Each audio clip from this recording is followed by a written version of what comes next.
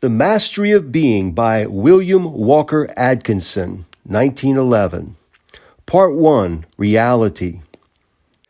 Page 18, Chapter 3, Axioms of Reality. You are now invited to acquaint yourselves with the axioms of reality. An axiom is a self-evident and necessary truth, a proposition based on reason, which it is necessary to take for granted in subsequent thought, or a proposition which is so evident that when presented to the reasoning mind, it requires no further demonstration, but commends itself at once to the acceptance of everyone capable of thinking. The science of logic, like that of higher mathematics, is based upon axioms. An axiom being based upon the general and invariable report of reason of the race is not subjected to the demand for repeated proof upon each occasion of its frequent employment as a basis for demonstration and argument.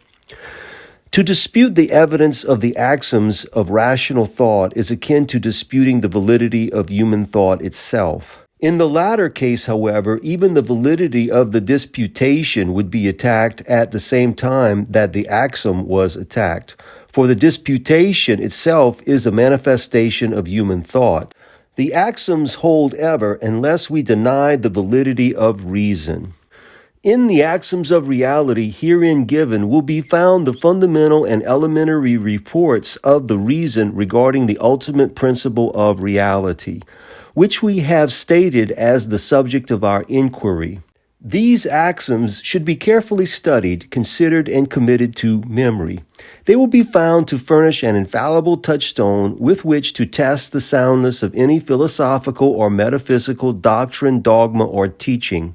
They are the report of the highest philosophical thought of the ages, directed to the subject. They represent the essence of the thought of the illumined of the race upon the subject of reality. With the axioms of reality, the student has at hand the master key with which to open the many doors of the temple of knowledge. Rightly used, they will disclose the truth of truths. We beg of the student to tarry a while with the axioms, to dwell with them a while before passing on.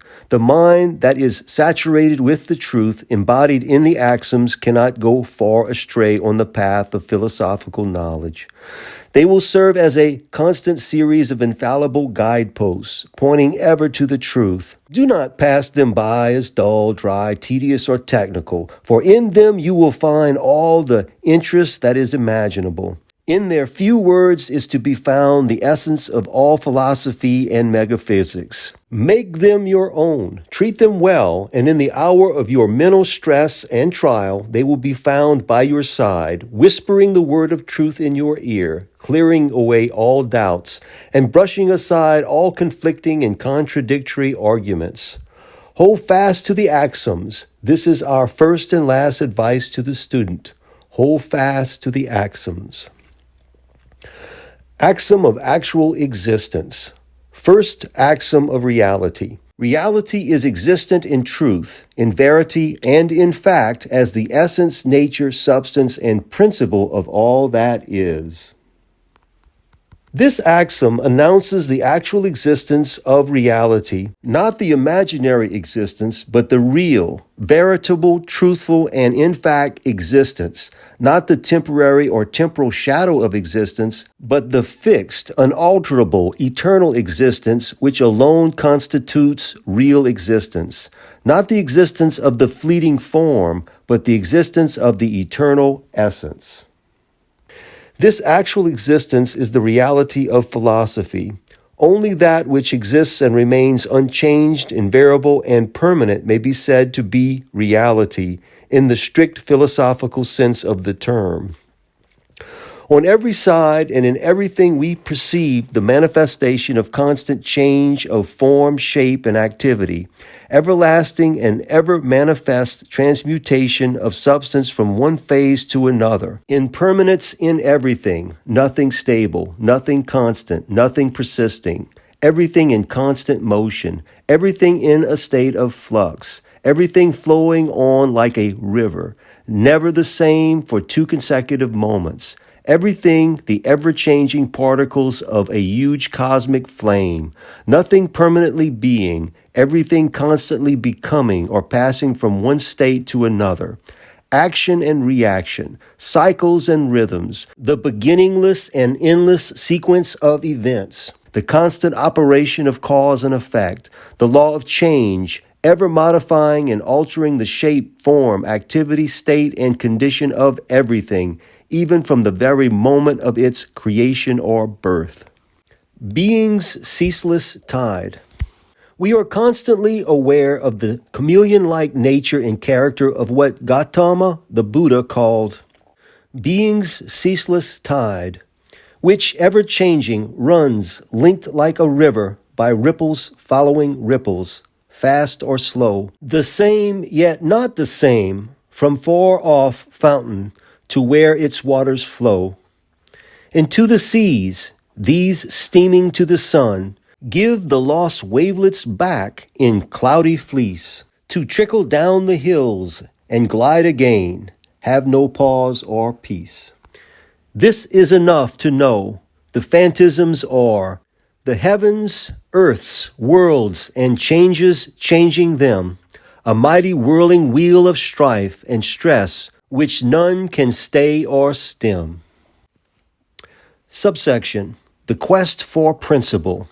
Turning in despair from this contemplation, thinking men and women have sought for a fundamental principle of reality, underlying, supporting, and sustaining the universe of finite, transitory, changing shapes, forms, activities, states, and conditions, that unconditioned and absolute ground for all that exists conditionally, which Plato asserted to be the real subject matter of the inquiry of philosophy.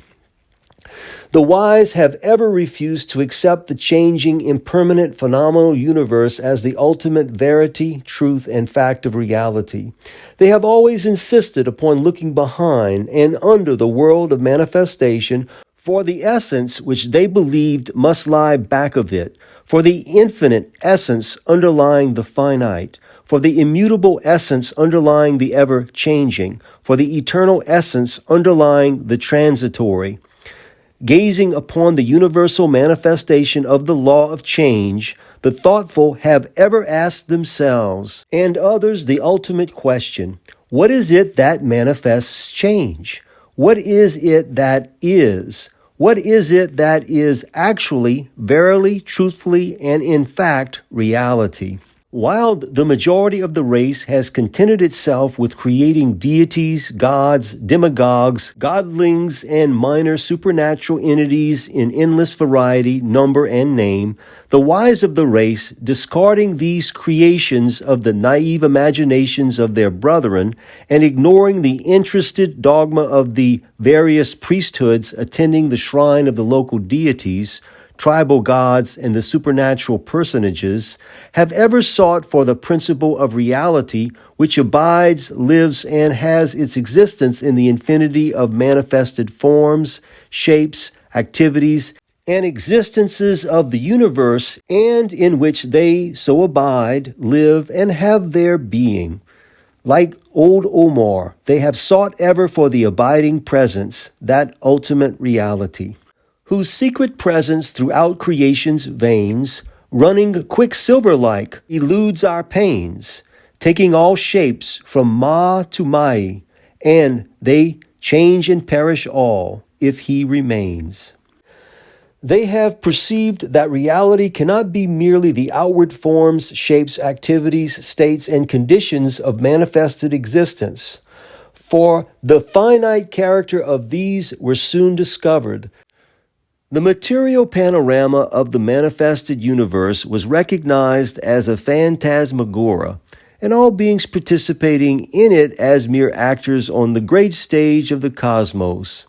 The wise have ever held that the manifest universe is akin to a cosmic dramatization of reality. That, as Omar says, we are no other than a moving row of magic shadow shapes that come and go, round with the sun-illumined lantern held in midnight by the master of the show. Subsection, Noumenon and phenomenon. The philosophic mind of the race has ever distinguished between the mere outward appearance of the universal activities and the essence or real activity manifesting in and producing the outward appearance. The universe of outward forms, shapes, activities, states, and conditions is designated by the term phenomenal, which means visible, apprehended by observation, apparent, presented to the eye or senses. In its original Greek, the term phenomenon has a common origin with phantom, phantasm, etc. The original Greek root of all these meanings to appear, to show. The phenomenal world is often called by philosophers the world of appearances. The term appearance being used as synonymous with phenomenon and being similar in meaning to apparition. In the majority of philosophies, the world of appearances, or the phenomenal world, indicates a universal phantasmagoria, or universal apparition, a great cosmic picture show or a procession of phantasmal, apparitional shapes and forms subject to states and conditions. Opposed to the world of phenomenal appearance, the philosophers assert the existence of that which they call by various names, such as reality, verity, truth. Reality is conceived of as the ultimate essence, nature, substance, and the very being of all that is. Philosophers sometimes employ the term noumenon to designate reality as we use the term. Subsection: the master of the show. Inquiries for reality, refusing to accept the phenomenal world as ultimate reality, truth, or fact, but recognizing the phantasmal nature of the moving row of magic shadow shapes that come and go, have instituted a further inquiry. They have even denied ultimate reality to the sun-illumined lantern held in midnight, in having insisted that naught will suffice them other than the actual discovery of the master of the show himself, who holds the lantern, but they have failed to realize the elusive nature of that which they seek. They know full well the truth that Omar uttered when he said that reality is ever but a moment guessed, then back behind the full immersive darkness round the drama rolled, which for the pastime of eternity he doth himself contrite enact, behold. Subsection: the report of reason. The best philosophical thought of the past and present has ever asserted the actual existence of an ultimate principle of reality, the essence, nature, substance, and reality of all that is. The wisest of the race have always maintained the actual existence of a certain something which abides, invariable and constant as the essential principle of and in all things, all creatures, all entities, all beings, and which precedes and survives all the changes of form, shape, state, and condition of phenomenal appearance. The only escape from this conclusion is the assumption that each change of form, shape, state, or condition is a separate, independent, and original creation, that no changed thing has a direct or indirect substantial connection with that which immediately preceded it or with that which immediately succeeds it. This idea is unthinkable and is not advanced by any philosophy worthy of the name or having the respect of thinking men. No matter what may be the theory of the philosopher or scientist, he will always admit that evolution is merely a series of changing events and not a series of separate things. Evolution is seen to be merely the change of the apparent form, shape, state, or condition of a certain something, which is the essence, nature, substance, and principle of the entire series of changing and changed things. It is the silken thread upon which is strung the pearls of phenomenal existence. It is the unchanging something which supports and holds together the universe of changing things. It is the eternal background upon the surface of which appears the endless procession of changing forms, shapes, states, and conditions of the phenomenal universe, the moving picture show of the cosmos. Subsection Monism. Professor Pringle Patterson says, monism is, in strictness, a name applicable to any system of thought which sees in the universe the manifestation or working of a single principle. Such a unity may be said to be at once the tactic presupposition and the goal of all philosophic effort. And insofar as a philosophy fails to harmonize the apparently independent and even conflicting facts of experience as aspects or elements within a larger whole, it must be held to fall short of the necessary ideal of thought.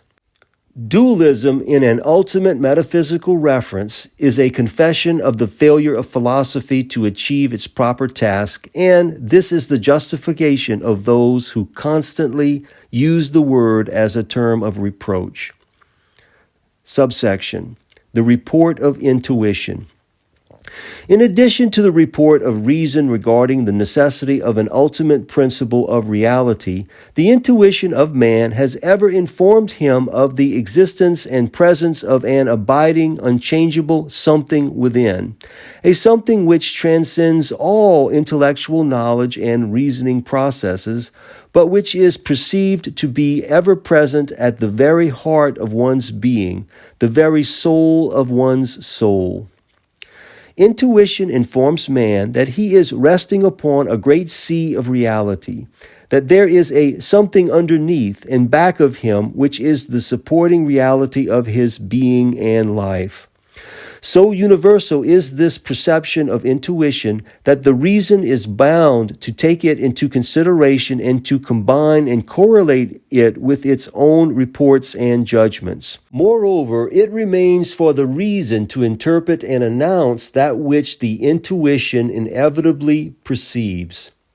The concept of deity, God, as immanent in his creation and indwelling in the hearts of men, is the vague but insistent report of intuition which perceives in the center of the nature and being of the individual the existence and presence of that something which is the essence, nature, substance, and the very being of all that is, that which is called reality.